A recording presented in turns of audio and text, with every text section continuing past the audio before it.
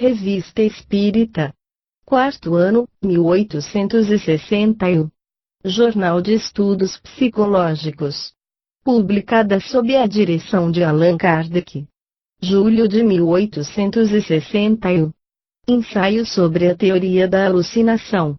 Aqueles que não admitem o mundo incorpóreo invisível creem tudo explicar pela palavra alucinação.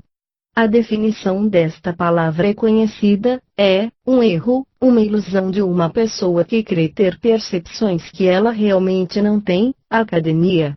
Do latim hallucinari, erro, feito de ad lucem, mas os sábios dela não deram ainda, que saibamos, a razão fisiológica. A ótica e a fisiologia não parecem ter mais segredos para eles, como ocorre que não hajam ainda, de nenhum modo, explicado a fonte das imagens que se oferecem ao espírito em certas circunstâncias. Que seja real ou não, o alucinado vê alguma coisa, dir-se-á que ele crê ver, mas que não vê nada. Isto não é provável. Dizei, se quiserdes, que é uma imagem fantástica, seja, mas qual é a fonte dessa imagem, como se forma, como se reflete em seu cérebro? Eis o que não nos dizem.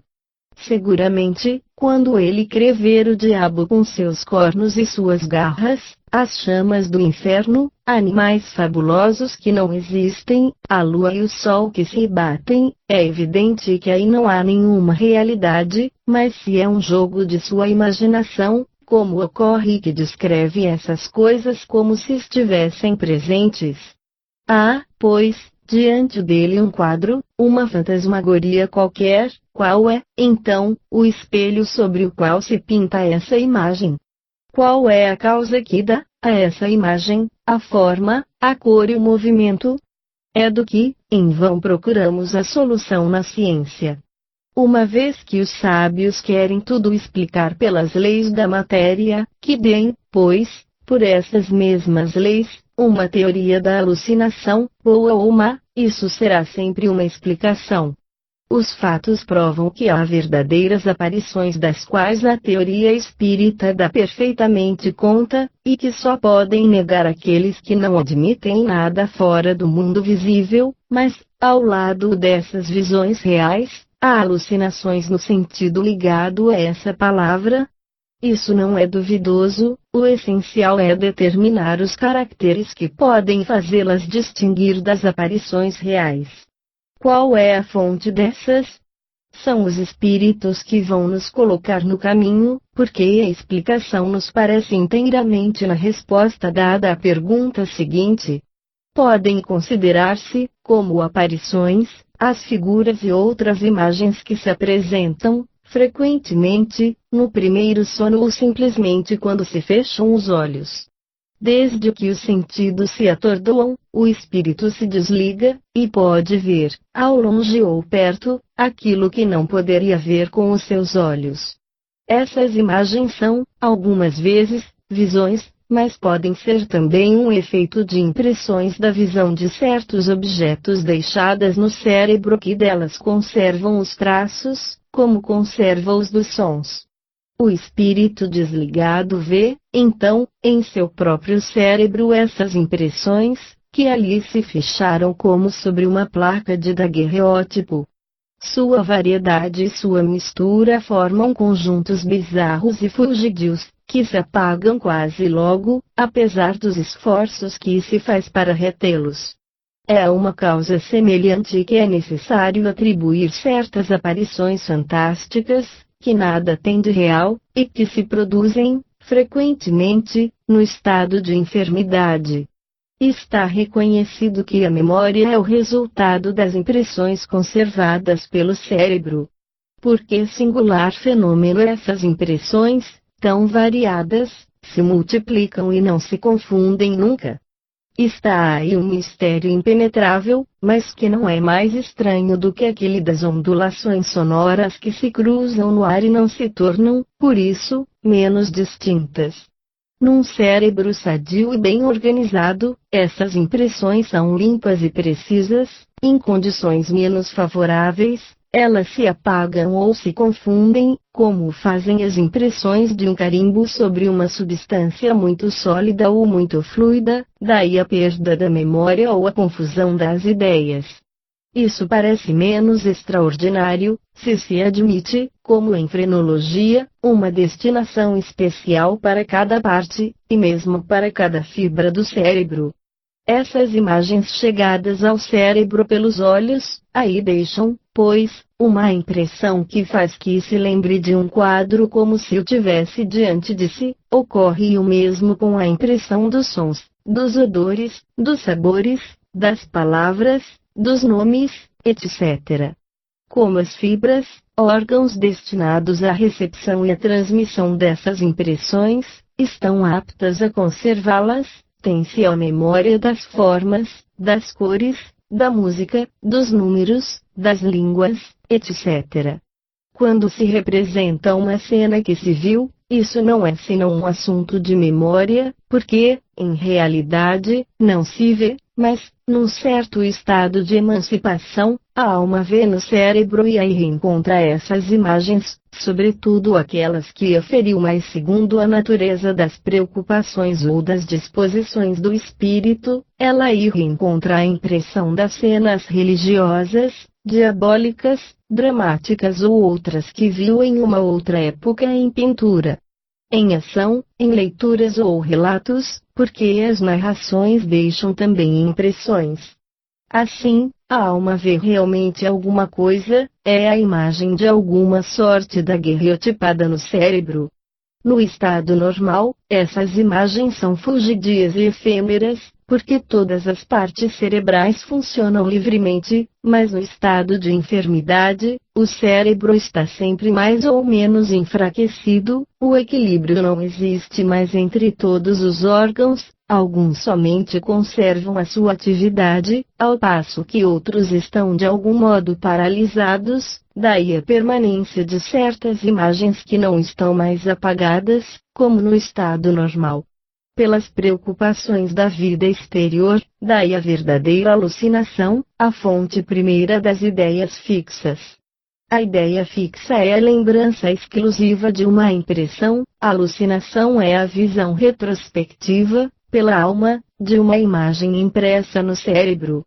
Como se vê, nos demos conta dessa anomalia aparente por uma lei toda fisiológica bem conhecida, a das impressões cerebrais, mas para nós sempre foi preciso intervir a alma, com as suas faculdades distintas da matéria. Ora, se os materialistas não puderam ainda dar uma solução racional a esse fenômeno, é porque não querem admitir a alma, e que com o materialismo puro ele é inexplicável. Também dirão que nossa explicação é má.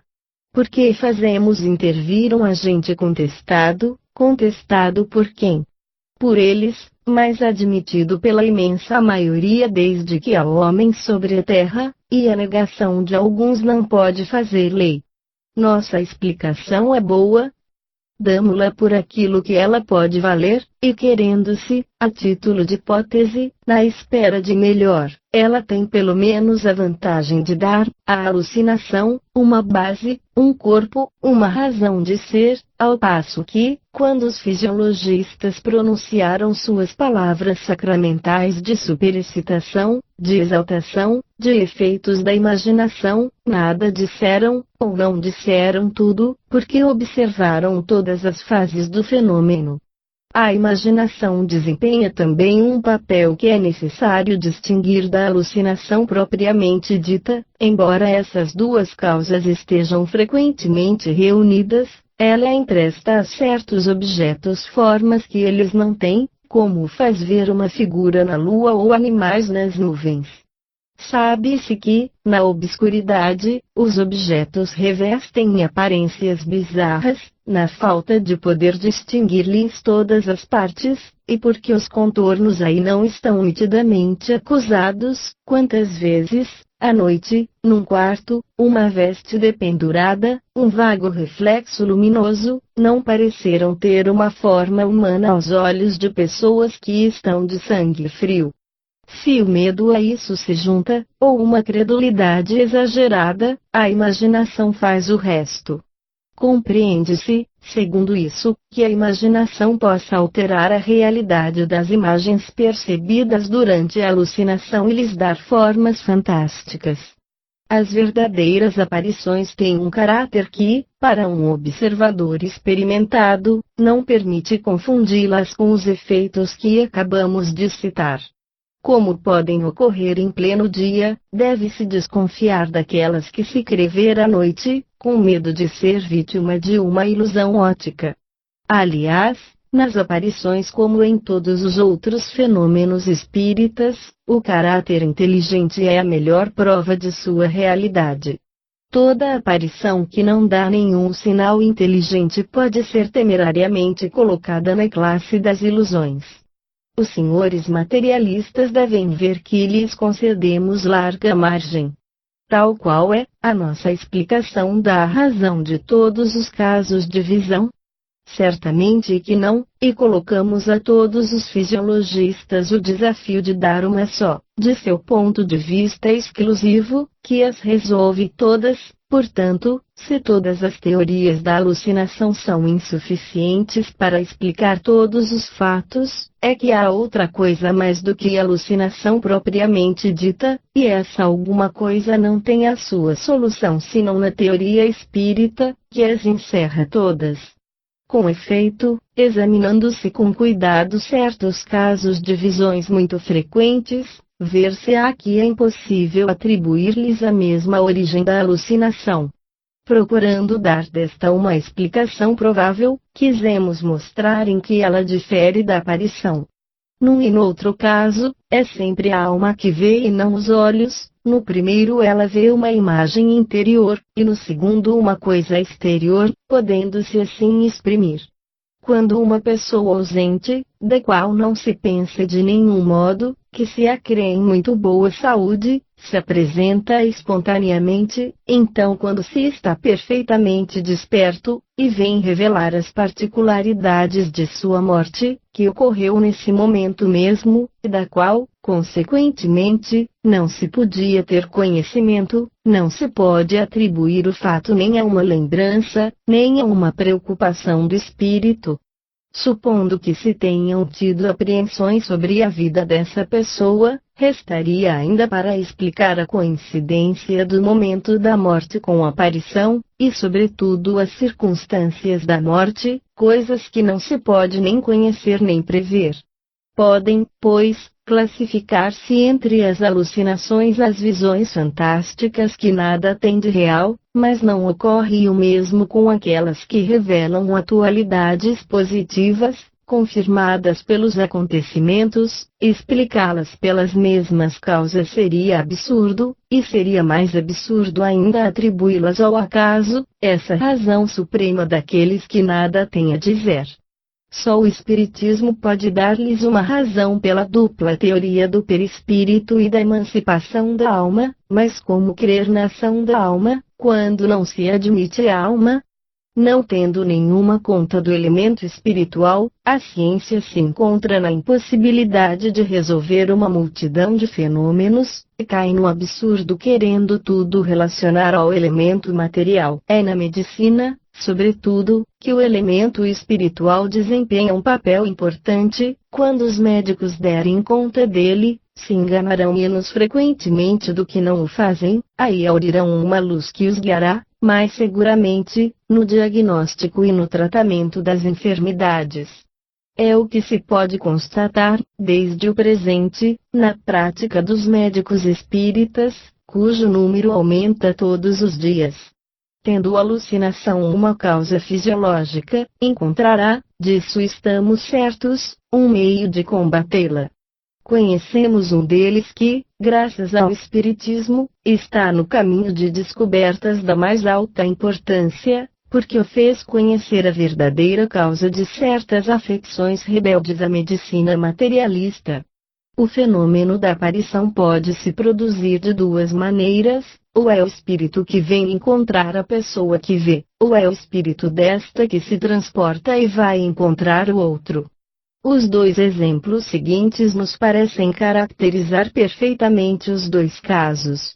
Um dos nossos colegas nos contou recentemente que um oficial, de seus amigos, estando na África, teve diante de si o quadro de um cortejo fúnebre. Era o de um de seus tios, que morava na França, e que não via há muito tempo. Viu distintamente toda a cerimônia, desde a saída da casa mortuária, a igreja, e o transporte ao cemitério. Notou mesmo diversas particularidades das quais não podia ter ideia.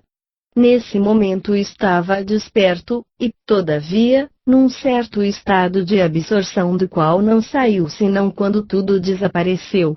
Tocado por esta circunstância, escreveu para a França para ter notícias de seu tio, e soube que este, morrendo subitamente, fora enterrado no dia e hora em que a aparição ocorreu, e com as particularidades que ele vira.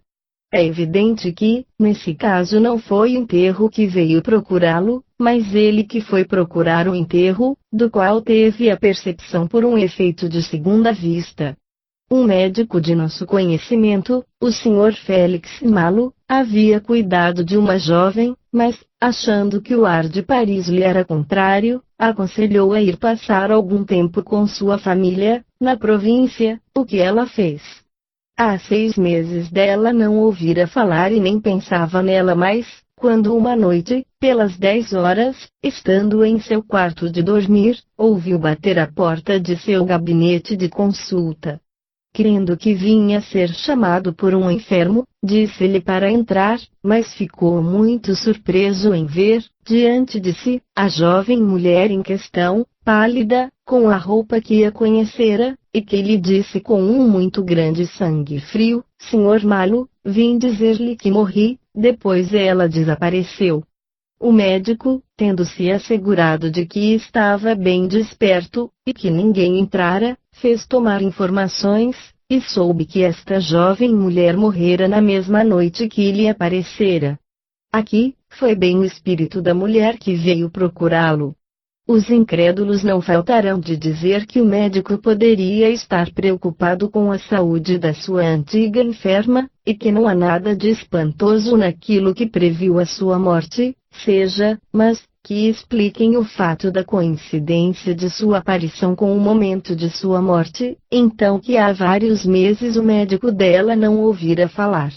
Supondo mesmo que haja acreditado na impossibilidade de uma cura, poderia prever que ela morreria em tal dia e a tal hora? Devemos acrescentar que ele não é um homem a se ferir a imaginação. Eis um outro fato não menos característico e que não se poderia atribuir a uma previsão qualquer. Um dos nossos sócios, oficial de marinha, estava no mar, quando viu seu pai e seu irmão lançados debaixo de uma viatura, o pai morto e o irmão sem nenhum mal.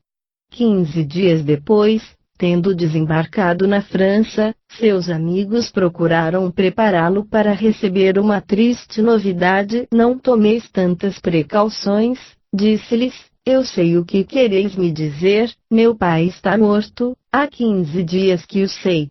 Com efeito, seu pai e seu irmão, estando em Paris, desciam os Campos Elíseos numa viatura, o cavalo se enfureceu, a viatura foi quebrada, o pai morto e o irmão dali foi tirado com algumas contusões.